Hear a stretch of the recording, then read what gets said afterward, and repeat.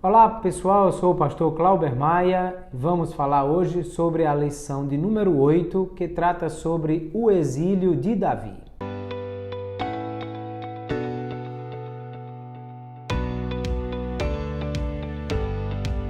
Nessa lição nós vamos observar o que aconteceu com Davi depois que ele matou o gigante e foi atuar no palácio.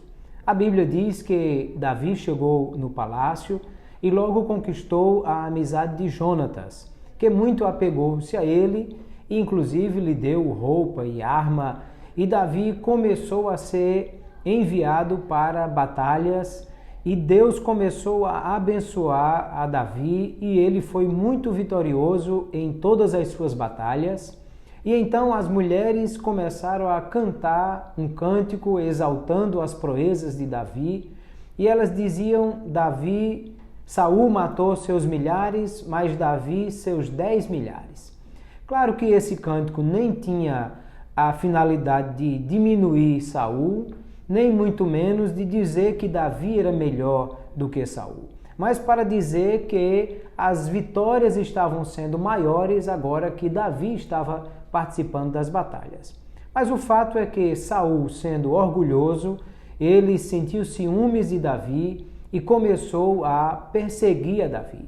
E essa perseguição se deu em muitas etapas. Primeiro, fazendo com que ele fosse posto em risco a sua vida por causa dos filisteus, porque Davi era enviado para lutar contra os filisteus, e quando ele matou Golias, a promessa de Saul é que receberia a sua filha em casamento. Mas ele soube que Mical estava apaixonada por Davi e então fez com que alguém conversasse com Davi dizendo que tinha que matar 100 filisteus para poder pagar o dote para casar com a filha do rei. Sendo que isso não era verdade, até porque ele já havia matado Golias e a promessa do rei é que casaria quem matasse Golias com a sua filha. Mas Davi vai lá e mata os 100 filisteus e traz para Saul o prepúcio de cada um. O fato é que ele está sendo perseguido todo o tempo por Saul, que por 2 vezes tenta acertar Davi com a sua lança e a lança espeta na parede. Davi conseguiu livrar-se. E é interessante observar que em nenhum momento Davi revida, porque ele poderia pegar a lança que estava espetada na parede e lançar de volta contra Saul, mas Davi não faz isso. E depois que Davi sofre essa perseguição inicial, percebe que a sua vida está em perigo e então ele monta um plano com a sua esposa para fugir e ela pôs um ídolo, uma estátua coberta na cama para que pensassem que Davi estava ali. Quando Saul manda os homens para matá-lo, ele já tem fugido. E é interessante observarmos como Davi, mesmo nesses momentos, tinha ocasião para louvar a Deus, e nessa situação ele escreveu o Salmo 59, que o título do Salmo diz: Quando Saul lhe mandou que guardassem a sua casa para o matarem. Nesse momento ele escreve o Salmo 59. Daí Davi foge, vai em busca de Samuel pedindo ajuda, e Samuel o protege por algum momento, mas percebe que não vai conseguir mantê-lo sempre a salvo de Saul. Dali ele vai em busca do sacerdote Aimeleque, e lá é visto em casa de Aimeleque e recebe a espada de Golias que ele havia matado e foge com ela, e vai até Gate, aí faz-se de doido para fugir do rei de Gate, Aquis, e em tudo isso Davi sempre tem, como disse, motivo para louvar a Deus, porque também ele escreve o Salmo 57 e 58, e todos esses salmos, eles ocorrem em momentos de fuga de Davi. O Salmo 57 diz que é quando ele fugia diante de Saul na caverna, porque saindo dessa situação, ele foge para o sul, para a região do Cefelá, e ali se esconde na caverna de Adulão.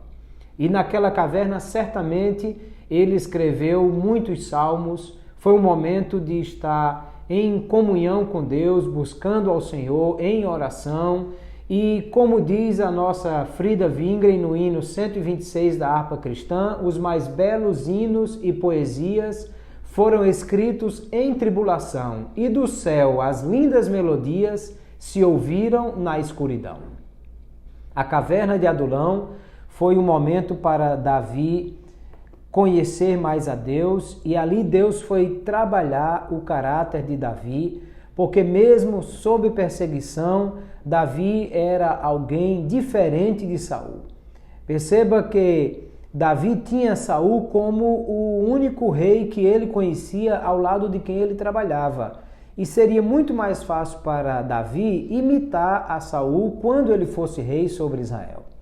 O autor do livro O Perfil de Três Reis, ele diz exatamente que Deus estava usando o Saul que estava do lado de fora para matar o Saul que estava do lado de dentro, ou seja, para que Davi aprendesse a lição de nunca ser igual a Saul e nunca imitar a Saul nas suas ações. De maneira que na caverna de Adulão, muitos homens chegam-se a Davi e o texto bíblico diz que eram homens endividados, que eram homens perturbados, que eram homens que estavam inconformados com aquela situação, ou seja, eram pessoas que certamente estavam em dificuldades com o governo de Saul, talvez devendo impostos, porque não estavam conseguindo pagar aquilo que o rei estava exigindo, porque antes não havia esse tipo de imposto em Israel, pessoas que estavam inconformadas com aquilo que estava acontecendo, e essas pessoas chegaram-se a Davi,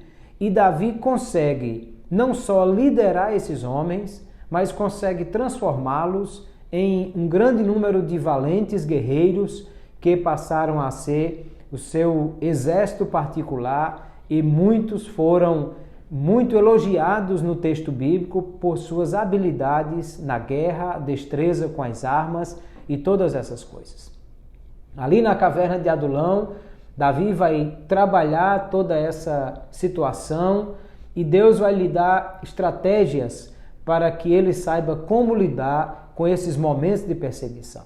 Às vezes eu e você também podemos estar no deserto ou na caverna ou numa situação de perseguição, perseguido às vezes por quem está acima de nós em liderança, por alguém que deveria cuidar e ser o protetor, mas na verdade é um perseguidor que tenta arremessar lanças para nos matar. Mas nesse momento nós devemos confiar em Deus e nunca revidar esse tipo de ataque, porque entregamos isso nas mãos de Deus e Deus está trabalhando em nós e gerando mudança, transformação, aperfeiçoamento, maturidade em todas essas situações. Dali Davi vai para En-Gedi e mais uma vez ele prova o seu caráter, porque ele tem um encontro com Saul. Na verdade, um só não, 2 encontros com Saul, em que ele teve a oportunidade de matar a Saul, mas ele não o fez. Em uma das situações corta, inclusive, uma parte da capa de Saul para provar a Saul que esteve junto dele, mas não o matou. E nessas situações, Saul parece que cai em si e diz, de fato, eu estou fazendo algo errado, e volta. Mas em qualquer situação nova, ele volta a perseguir Davi. E mais uma vez, saindo de En-Gedi, Davi vai ser perseguido por Saul. E mais uma vez ele vai escrever salmos. O Salmo 54 está escrito: quando os ifeus vieram e disseram a Saul, porventura não está escondido entre nós?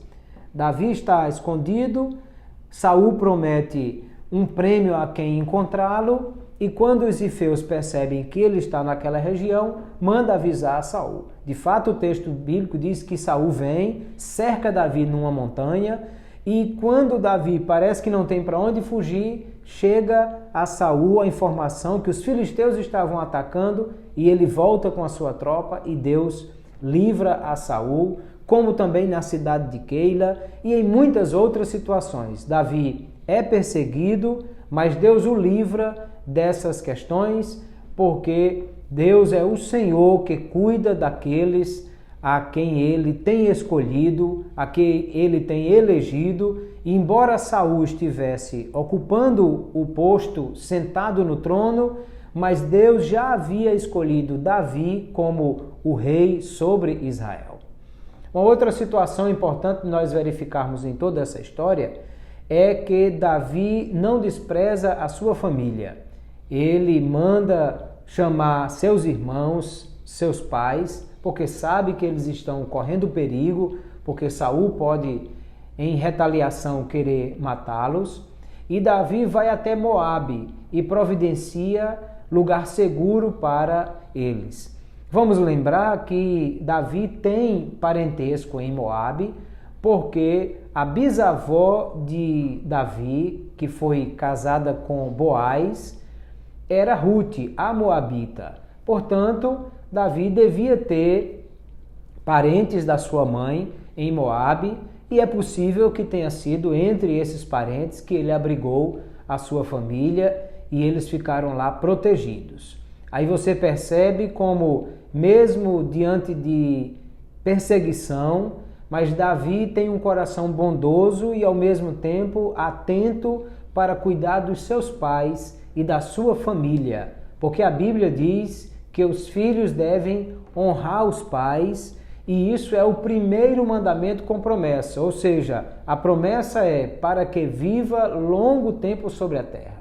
Quem quiser viver dias longos precisa honrar o pai e a mãe e cuidar deles, e assim Davi faz a sua parte como um bom filho e protege os seus pais, seus irmãos, para evitar essa perseguição de Saul sobre eles. Mas infelizmente Davi não consegue evitar que alguém sofra por causa dele, porque quando ele visita em Nob o sacerdote Aimeleque, ele vai ser visto por alguém que estava lá, um homem chamado Doeg, edomita, estava lá no templo, no santuário, e ele viu quando Davi foi acolhido pelo sacerdote, que lhe deu comida, os pães da proposição, que lhe deu a arma que ele não precisava, foi a própria espada de Golias, e dali Davi fugiu, e o fato é que esse homem vem a Saul e conta que Davi esteve lá e que recebeu guarida por parte dos sacerdotes, e Saul manda fazer algo terrível contra os sacerdotes, de maneira que aquele homem, Doeg, é alguém que vai e mata. A Bíblia diz que 85 sacerdotes e mais toda a população daquele lugar, e somente Abiatar fugiu e escapou, e Davi protege Abiatar e o tem como um dos sacerdotes que estão consigo. Mas Davi escreve o Salmo 52, que diz: Masquil para o músico Mó, quando Doeg, o edomeu, anunciou a Saul e lhe disse: Davi veio à casa de Abimeleque. E aqui neste salmo Davi está dizendo que Deus vai castigar e destruirá para sempre e arrancar-te-á da tua habitação e desarraigar-te-á da terra dos viventes. Porque Davi sabe quanto mal aquele homem causou, mas o maior culpado aqui não é Doeg, é, na verdade, o próprio Saul, que com ira destruiu os homens que eram homens de Deus, sacerdotes que estavam fazendo a obra do Senhor naquele lugar. Aí nós percebemos como é diferente quando o homem está na direção de Deus e quando o homem perde a direção de Deus e afasta-se daquilo que é a vontade de Deus. Saul já não tem mais a presença de Deus, Deus não falava mais com ele, não tem mais a direção do Senhor, abriu brecha para que o inimigo perturbasse a sua vida através de espíritos que estão lhe tirando a paz, e ao mesmo tempo deixa que a ira, a inveja, o ciúme tome conta da sua vida e faça com que ele persiga exatamente o homem que fora escolhido por Deus para aquele momento. Enquanto isso, nós vemos Davi em uma situação completamente diferente.